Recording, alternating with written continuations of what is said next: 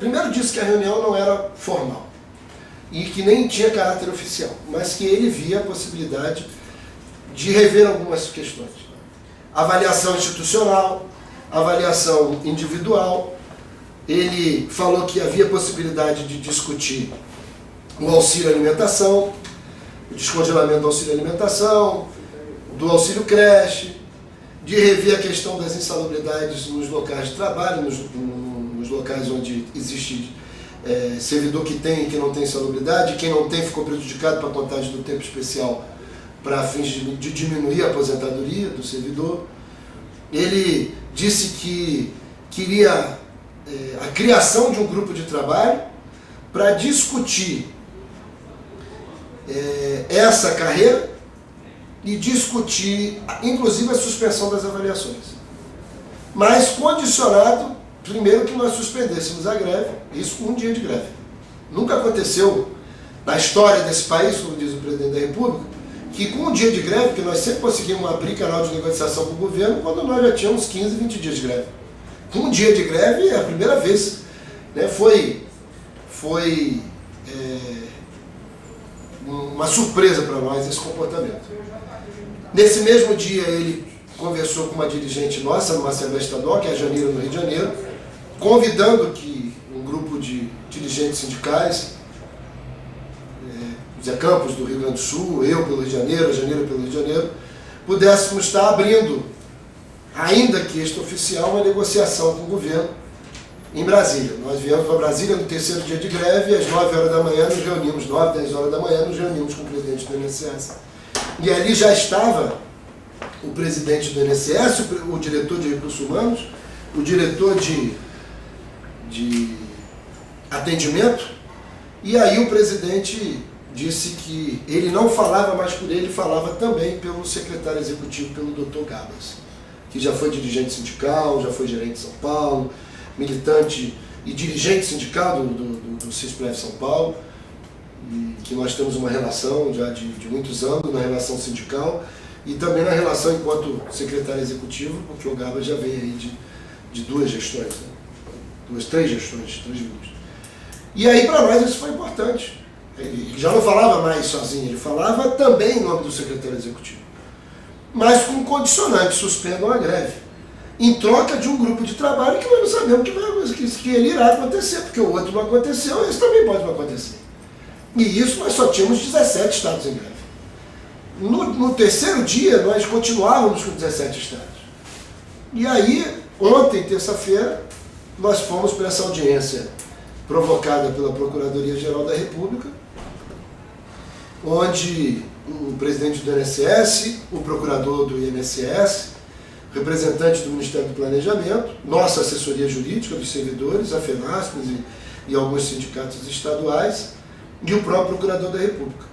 E ele ontem fez uma explanação dizendo que ele tem um entendimento que para ter uma carreira forte tem que ter jornada de trabalho de 40 horas, que ele não via a necessidade de abrir as unidades do INSS em turnos ininterruptos, de 12 horas, com atendimento fracionado em 2 turnos de 6 horas.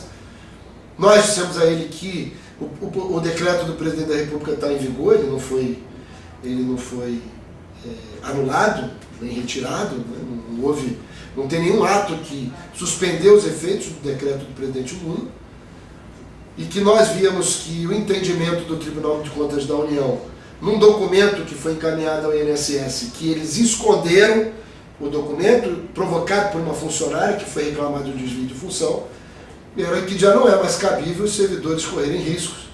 E ontem eu ouvi do Procurador da República, o Dr. Peterson, dizer o seguinte, que tanto os servidores quanto os gestores poderão responder por crime de responsabilidade na questão do desvio de função e orientou ao presidente do INSS que imediatamente suspendesse os desvios de função, ou seja, técnicos e servidores de nível auxiliar não podem ter a responsabilidade sem ser compensado por isso, ou seja, receber igual o analista previdenciário. Isso é atribuição exclusiva do analista previdenciário. Existe risco inclusive para a carreira.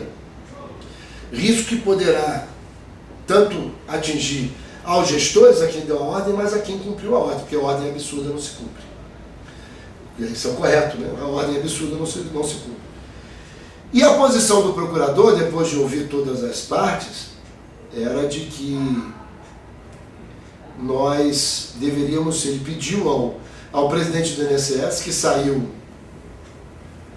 um tanto fragilizado dessa reunião, e que ele comunicasse, o presidente do INSS comunicasse ao ministro da Previdência e ao Ministério do Planejamento que a posição da Procuradoria-Geral da República, ele falava em nome da Procuradoria-Geral da República, é pela manutenção das 30 horas para os servidores do INSS. Ele é contra a jornada de 40, que fere vários preceitos trabalhistas, constitucionais, de saúde, administrativos, e inclusive disse que não entendia, fez uma declaração política, que ele é originário do movimento dos metalúrgicos de São Paulo, e quem iniciou o movimento contra a jornada de 44 horas, depois contra a jornada de 40 e pela jornada de 30 horas, são aqueles que hoje são governantes do país, que quando esse grupo era oposição, eles lutaram contra as jornadas que submetiam um esforço, né, descomunal ao trabalhador,